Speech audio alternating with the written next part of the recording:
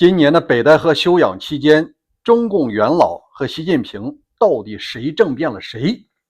你判断一个标准啊，那就是谁把谁给办了。目前看啊，老习应该是胜了。那这件事的结果是什么呢？中共元老的后代，就是所谓的天龙人，即使怀揣着护照和绿卡，恐怕也不敢回国了。回来那不就成了肉票了吗？大家好，我是大卫。美西时间8月5号，这一天啊，人们都在关注那个出入境新规。这老百姓啊，通常都认为富人、中产阶级这次出不去了吗？有人是拍手叫好，早就该这些人呢拍在这儿。但问题是，真正能够受到威胁的可能是天龙人。在这儿呢，咱们把天龙人的概念给大家普及一下。什么叫红一代？什么叫红四代？他们现在分别处在什么位置？这个红一代啊，通常主要指的是开国的元帅、上将、大将，或者是掌权的毛林、周朱、陈林邓，以及后期的那些八老。那他们的孩子啊，属于二代。我给大家举几个例子。老毛的私生子和私生女，不就是给自己的机要秘书庄玉凤生的孩子吗？他生这孩子的时候都已经七老八十了。这孩子在哪儿呢？目前啊就在新西兰，可能是中共和他们达成了交易了。你说开国的这个老大、伟大领袖，你突然出个私生子传出去，不好听啊，全党都没有颜面。那干脆啊，给你一笔钱，不要回中国，就在新西兰那种地方待着，反正花不完的钱，这辈子只要不造也够了。除了这些人呢，还有一些掌握实权的，比如说到了这个邓时期，我查了一下啊，邓有个孙子叫邓卓立，现在在哪儿呢？在美国呢。你看，这已经是到了这个三代了。除了邓啊，还有双峰政治的陈云，陈云的孙女叫陈小丹，目前也在美国呢。我们再说一下，除了这两位大人物啊，当年的国家主席杨尚昆，他的孙女叫杨兰兰。去年节目咱们讲过，人家在澳洲啊是有矿山、有稀土，包括铁矿。你只要是中国想买这些东西，你毕竟不产这个嘛，你得在杨家赚那么一道，你才能把这事儿干成。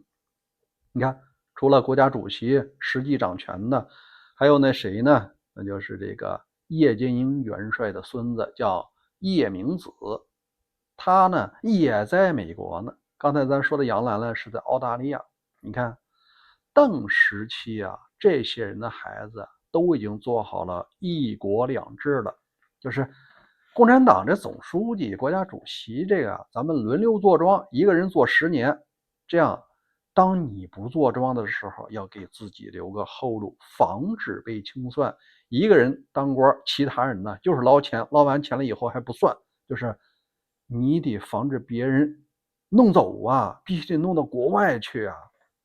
所以美国、加拿大、澳大利亚、新西兰这些地方是他们藏钱，也是后代在那里安心生活的地方。那你以为到了江时代就有变化吗？没有变化。邓把这位置传给了江，说好了干10年，江也真正的干了10年。他自己的孙子江志成现在啊也有海外身份，当然了，大多数时间是在香港和新加坡待着，毕竟很多生意啊都在国内，但是你想走啊也很方便。除了江，那他的大管家曾庆红，曾庆红的孩子有一个叫曾伟的，他现在是在澳大利亚，国内啊可能都非常清楚。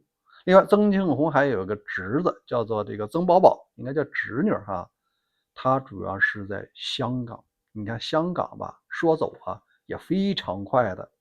你看江湖时期是如此，当然了，到了这个习时代啊，形势就变了。为什么呢？因为习时代上一期节目咱们讲过了，他想打破这种一人只干10年，大家呢你好我好一起发财，我要接着干，一直干到死，大家谁都别想下船，不允许再出现一家两制。那已经出去了怎么办？很简单呀，出去了你得回来呀，你只有人回来，你那钱才能回来。那我们就来看看他这个时代啊，自己做主嘛。首先说他自己的女儿齐明泽从美国哈佛毕业以后回到中国了，现在在一个隐秘的部门，具体在哪儿咱不清楚。以后啊，也许就是掌握实权的候选人之一了，就跟那个朝鲜金三胖学。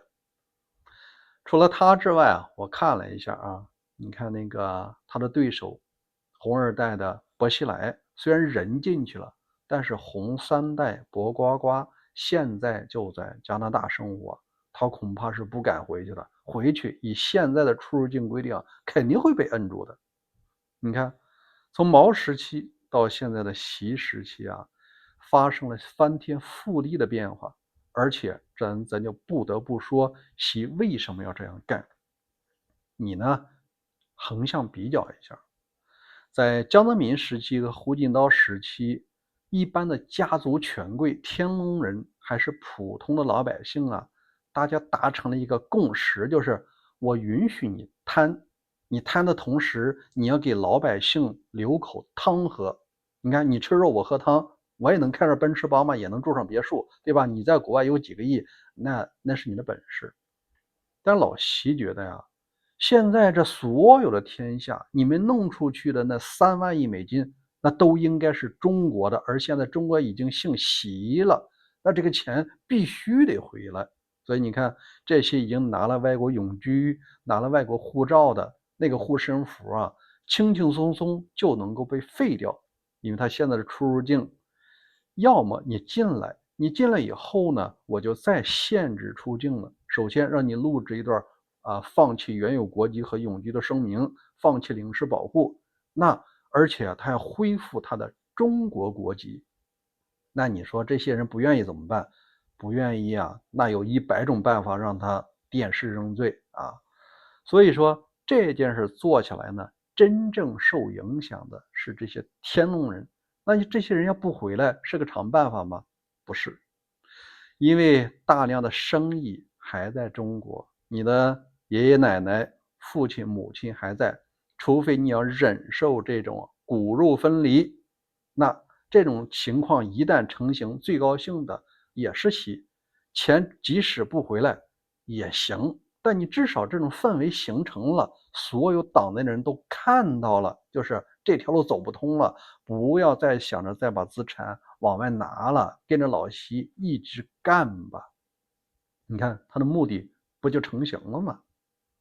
当然了，我们必须再往下展望，那些中共的所谓元老500个家庭正在备受煎熬，要考虑外面的钱怎么拿回来的问题，孩子一旦入境就会被限制出境恢复中国国籍的问题。那现有的一些家族跟着习干的人啊，10年后是个什么样子呢？如果他感觉在国内老大呀生冷酱硬，总有一天要狡兔死走狗烹，要来清算我们的财产的时候，这些人也许就会考虑什么呀？